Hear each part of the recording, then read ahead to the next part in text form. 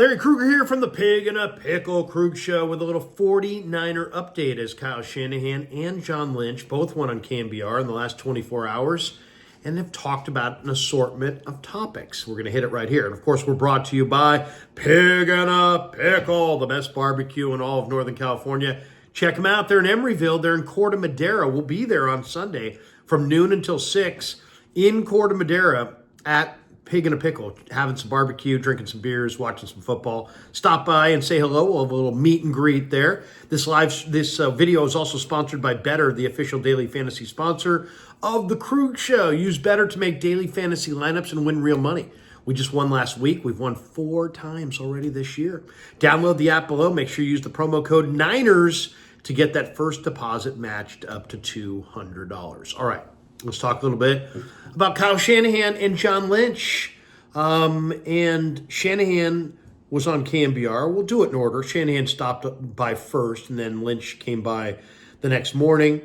And Shanahan first gave Adam and Tommy the injury update from Ninerland. Game. You mentioned the injuries. We're just kind of give us an update on kind of where we are with the guys that may be coming back, may need a few more weeks. I usually don't ask about that stuff because I always think when they're there, they're there. I'll talk about them when they show up. But now that we're going into the bye week halfway through the season, what are some of the injury updates on McCaffrey, Dre Greenlaw, Hufanga, anybody else that you might want to mention? Yeah, and I think that's a little harder. I wish you and I were just having a drink together and we could just talk through openly all these injuries. But I know they'll be tweeted out as soon as I mention them. That'll be the timetable, and that it is. I don't care about being wrong on it. It's more the pressure it puts on players. This is a huge week for all these guys. They got to rehab hard every day. They don't get away. They got to make sure that they can push it as hard as they can, not have any setbacks the next day, and everything be on track. So then we can open up some windows, and so that's where the big ones with Christian, and we hope it does go that way. And it's been trending that way, and it's been ever since we shut him down and gone through these real slow steps. It's getting there. He hasn't had a setback, and hopefully he has a real good week, and we can get him into practice next week, which obviously would be huge for us. And I think Dre is getting close. I don't want to put a timetable on it. I'd probably be surprised right after the bye week. But I do think after that it'll be close to being week to week, which means if everything goes right, that'll be a sooner week than later week for whatever diagnosis that is. And I don't know if Etor has a chance after the bye week. But I think similar that if he's not ready for that, it'll be week to week after that, and hopefully at least by Seattle. That's what we're hoping for. Same with Huff. We're going to see how that goes. He's, we'll maybe have to play with a cast on and stuff if he came back. But from a medical standpoint, I think it can heal with that. But we got to see. It's asking a player to play with a cast. That can be a very tough situation for the player, and so we'd have to feel how comfortable he was with that to know how it'll go. And you look at guys like Hargrave, who could be a possible playoff guy, which is way down the line. But in Juwan, it was big not having Juwan last week, especially with BA going down. So I'd be very surprised if Juwan wasn't good to go Monday when we come back. So that would be a big one too. So, you got guys like Kevin Givens who are close, missed last week, who could possibly miss this week after the bye. But hopefully these guys have a good bye week and we come back, they're feeling great, and they can join this team. There you go. A little bit of Shanahan running down the injuries. And, what he said there was that, for a lot of the injured guys, this is a huge week, right? The bye week is they're going to get a lot of practice time. They're not going fishing. They're not going hunting. They're not going traveling. They're going to stay in Santa Clara and work out and try to ramp up towards a return. So it's an anticipated week. It's also kind of a nervous week for a guy like McCaffrey. What happens to his Achilles when he tries to ramp it up? Does one of them rupture, or can he get through it? How much pain is there? But it sounds like, there's reason to believe that the Niners, will get some of these guys back. Greenlaw is going to be a huge, huge get if they can get him back at anything close to what he was. Juwan Jennings is coming back. Maybe you'll see CMC. Kevin Givens has got a groin strain. He'll eventually be back. So they're getting healthier, and that's good because they're getting into a time of year where they got to really fire. Now, what's it going to mean as far as wins and losses? It's hard to say. What's it going to mean as far as, long-term health? We don't know. but they're trying to get McCaffrey revved up, and they're going to use this bye week to start that process. All right, let's hear from Shanahan. He also talked about what I thought was kind of one of the more interesting and debatable calls of the game. First quarter, 49ers get to 3rd and 9, and they're right on the edge of field goal range.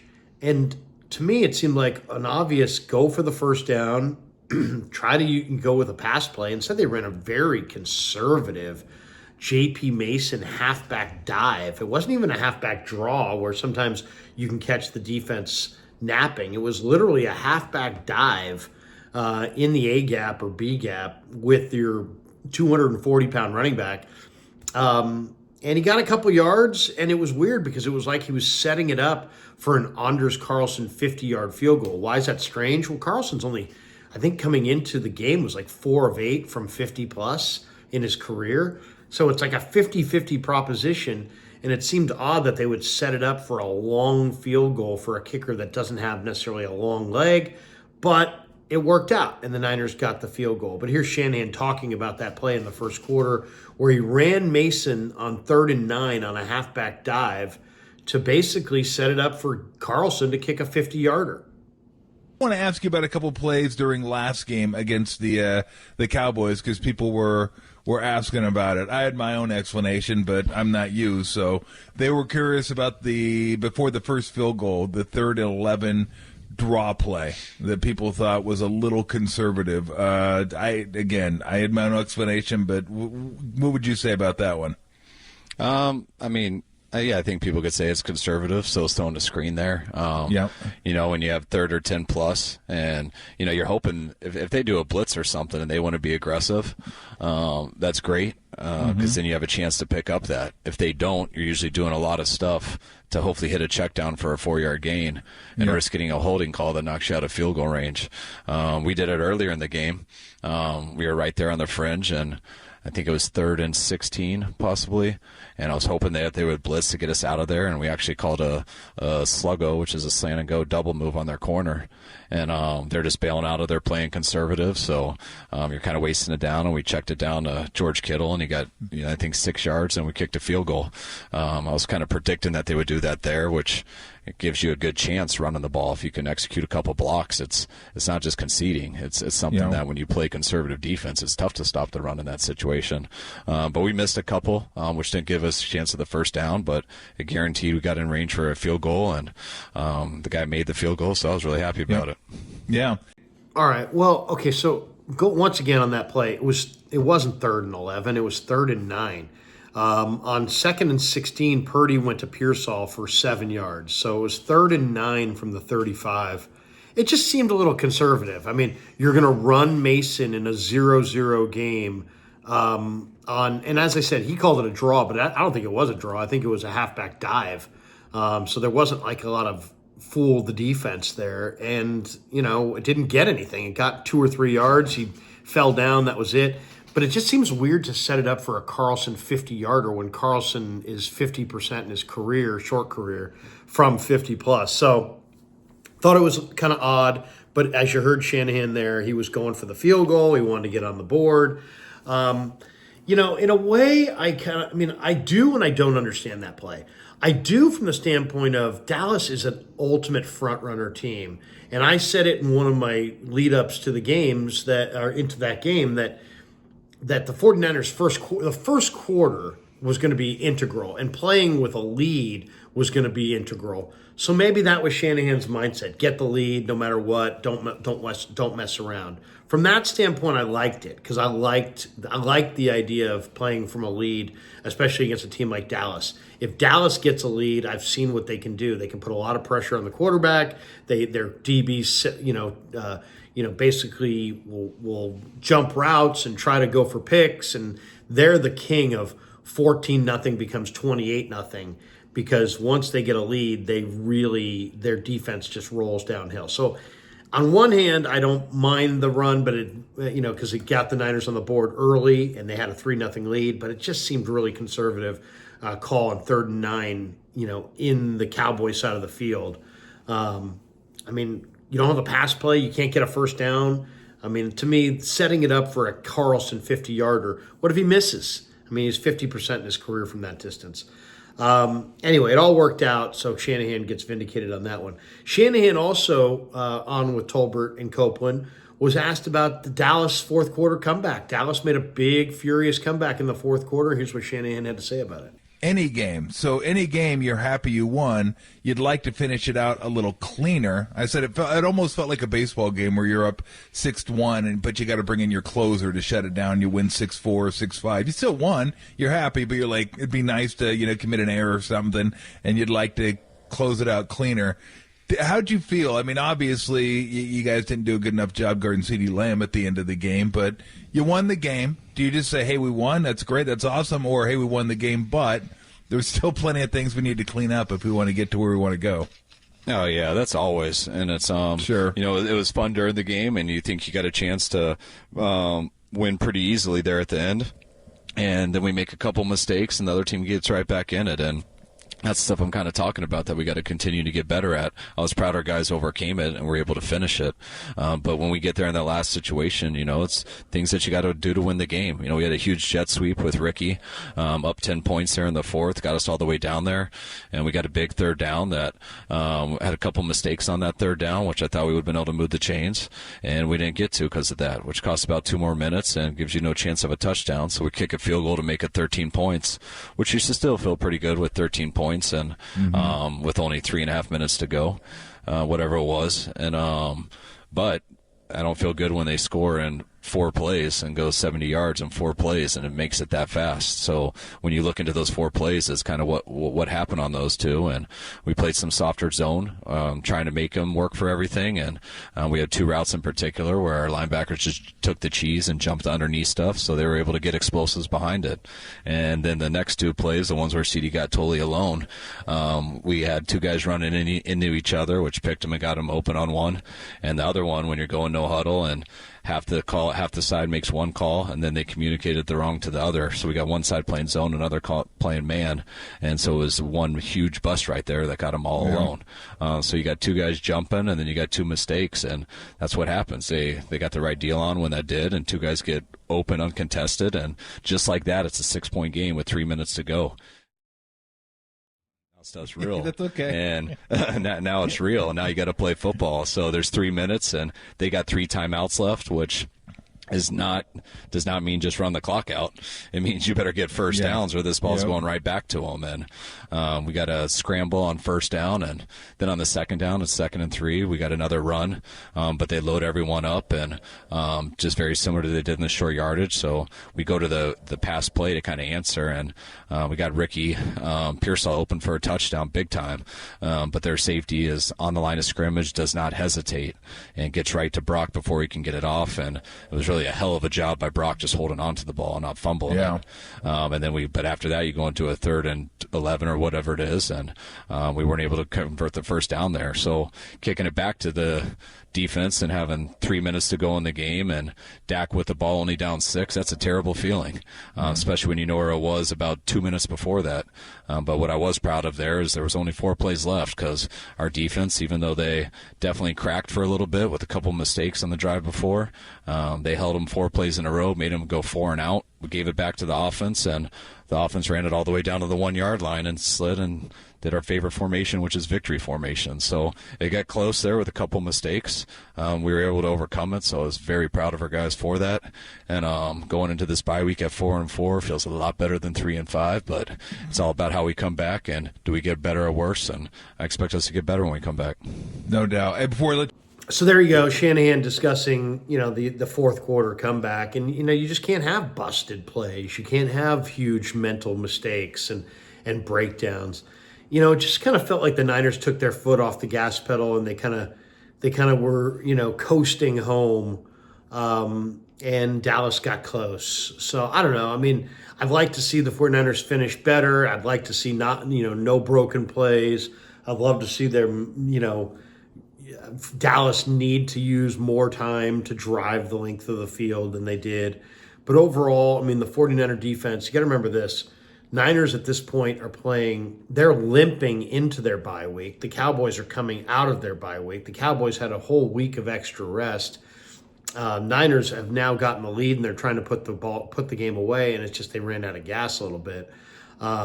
That's what the lack of depth on their roster has done to them this year. They can't come at you in waves as much as they'd like to, and they run out of gas a little bit in the fourth quarter because they're not as deep a football team as they were just a couple seasons ago. You say, well, why are they not as deep? Really, it's just three factors. It's the injuries. They've had a bunch of injuries. It's the Hargrave trade, which kind of depleted a lot of their defensive depth.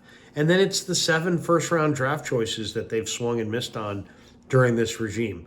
When you have 7 missed firsts, when you have to say goodbye to 5 or 6 good defensive players who helped your run defense to accommodate Hargrave and his new contract, and then when you couple those two facts with the fact they've had some serious injuries multiple serious injuries this year, your depth gets depleted. And when your depth gets depleted, you're not going to be as good at the end of games. You're not going to be as fresh or as efficient at the end of games, and that's what they've run into. Luckily, they found a way to finish this game and get the win. All right, let's hear from John Lynch. John Lynch went on KMBR, and the first question was about CMC and his status going forward. And of course, CMC has been out. He's got tendinitis in both Achilles tendons on both his right and left leg. They tried to ramp him up a few weeks ago. He had a setback. They're going to try to ramp him up this week on the bye week. Here's Lynch talking about CMC. The story, and that's Christian McCaffrey. And I know, we've been sort of talking about him on and off since whenever, early August, but now it appears your head coach has said that you guys are going to start a practice sort of strategy for him. I wonder what you can tell us as 49er fans get very excited for the possibility of Christian McCaffrey's return. What's the plan this week, and what do you think? What is your ideal scenario going into Tampa Bay? Well, the ideal scenario, versus Tampa Bay is that he continues to, we keep using this terminology, but ramp up, which just means increase the volume of work that he's doing. He's been doing that, and he hasn't had any setbacks. And so the hope is we take it up another notch this week, provided that goes well. We're kind of opening that window, allowing him to go back to practice. IR players can work to the side. They can't get involved in practice. And so Christian has been kind of on that plan. And now, that you hopefully that you increase the volume this week. You hope you have no setbacks. I'd expect it to kind of go that way. I'd pray that it goes that way because he's done really well. He hasn't had any of those. And if so, then Monday we hope to have him practicing with our team, and that'd be a really good deal for us. We all know he's the reigning offensive player of the year. He's a special game-changing player for us. Now, just opening his window doesn't mean he has to play. You have 3 weeks then in which he can activate him. So, we'll play this by ear. We'll listen to Christian. We'll listen to the experts, and hopefully, very soon he's back playing with us on the field. And then we got to be judicious about how much we use him. And that's a hard thing to do because he's so darn good. But, we have been, I guess, kind of buoyed by the fact that we have some depth there as well with J.P. Mason running the way he's run. I think the bye week comes at a good time for J.P. as well.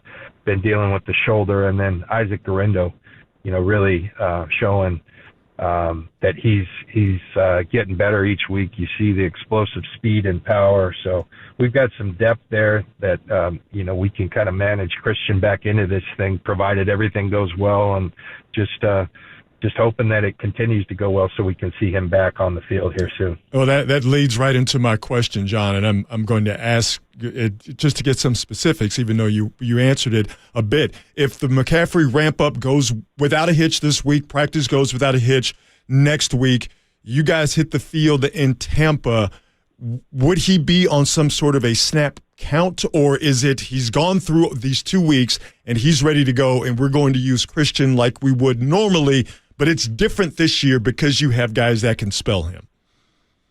Yeah, I think with a guy like Christian, I think regardless whether we had guys that could spell him or not, he's, you do what's right for the player. That's what we'll always do.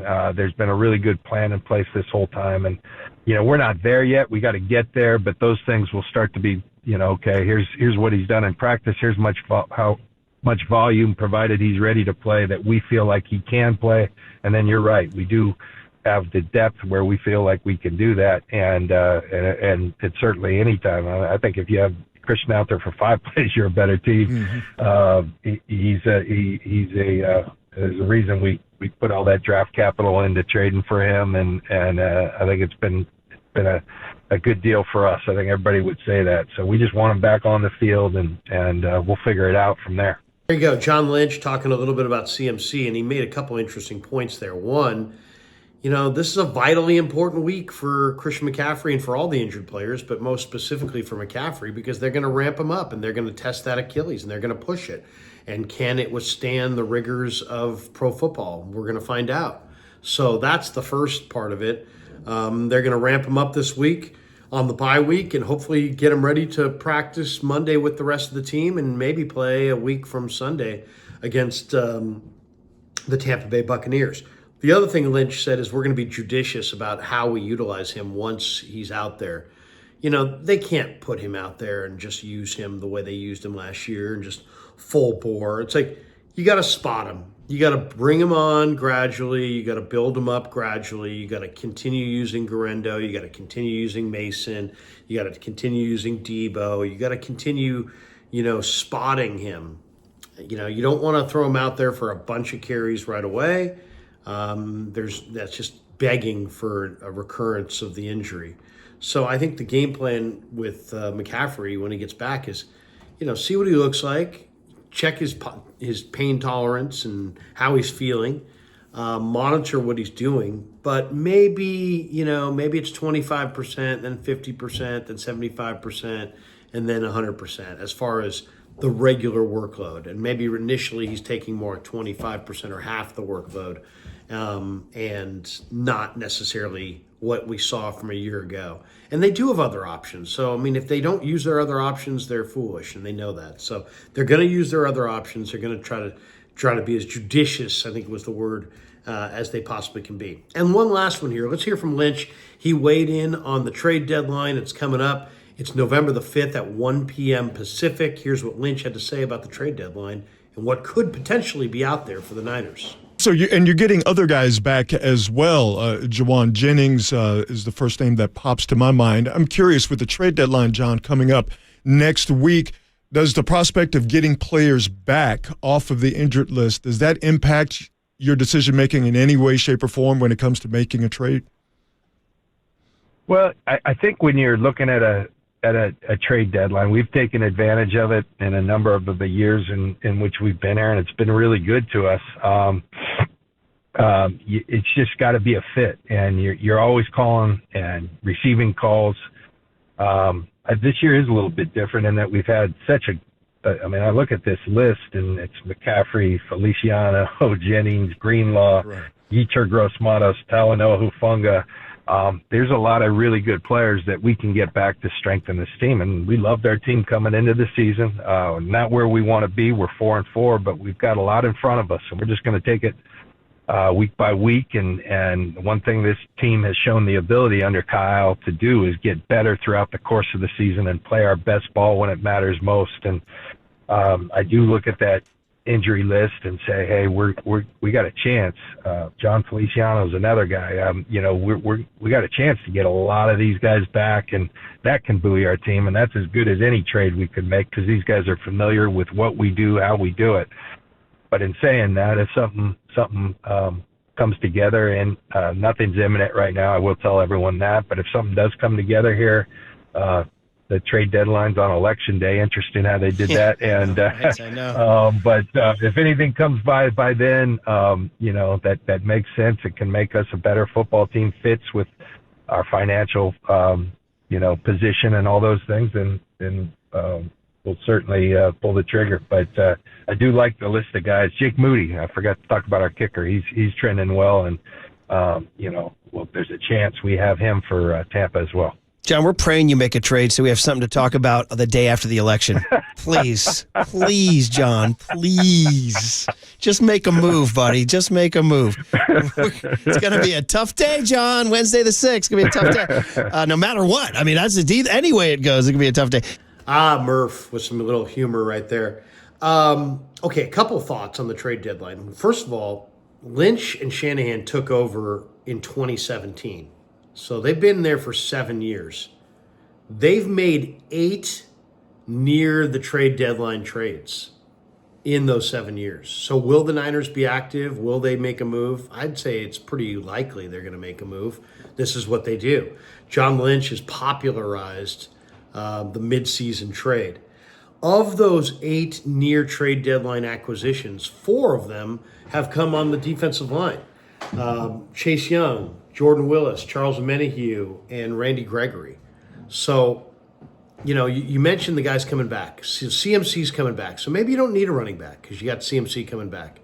You got Juwan Jennings coming back, and you got Pearsall and Cowing getting a bigger role. So maybe you don't need to trade for a wide receiver because maybe you got some guys there. You got Greenlaw coming back. So maybe you don't need to trade for a linebacker. You have a Fonga coming back. So maybe you don't need to trade for a safety. You got Moody coming back. So you probably don't need to trade for a kicker. Do you see what I'm saying? And you got Kevin Givens coming back. So you probably don't need, and you have Evan Anderson, who's really asserting himself in the interior of the defensive line. And Kalia Davis is healthy now. So maybe you don't need a defensive tackle. But there is nobody coming back who's a defensive end. And the Niners' defense overall needs more teeth. It's a rush and cover game. The Niners right now have Nick Bosa and they have Leonard Floyd. They don't have a lot behind those guys. So if you could get a Trey Hendrickson, do it. If you could get a Hassan Reddick, do it. To me, the guy you really want is Azeez Ojulari. He's got 4 sacks in the last, I think he's got 6 sacks in the year and 5 in the last 3 games, something like that.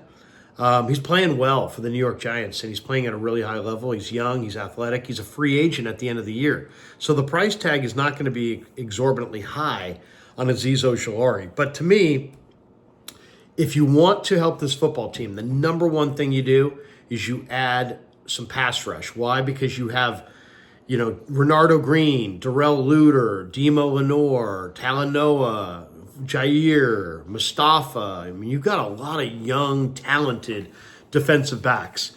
What's a defensive back's best friend? Pass rush. They have some interior rush, but they don't have a lot of outside rush. Bosa's doing the job. Floyd's doing the job. Sam O has been pretty good. They could use one more guy there. If they could get an Azeez Ojulari, that would help them immeasurably. So I think defensive end might be the spot to look for the 49ers at the trade deadline. All right, thanks to Pig and a Pickle for being the title sponsor of The Krug Show. Thanks to Better for sponsoring this video. Thanks to all of you guys for supporting The Krug Show on YouTube.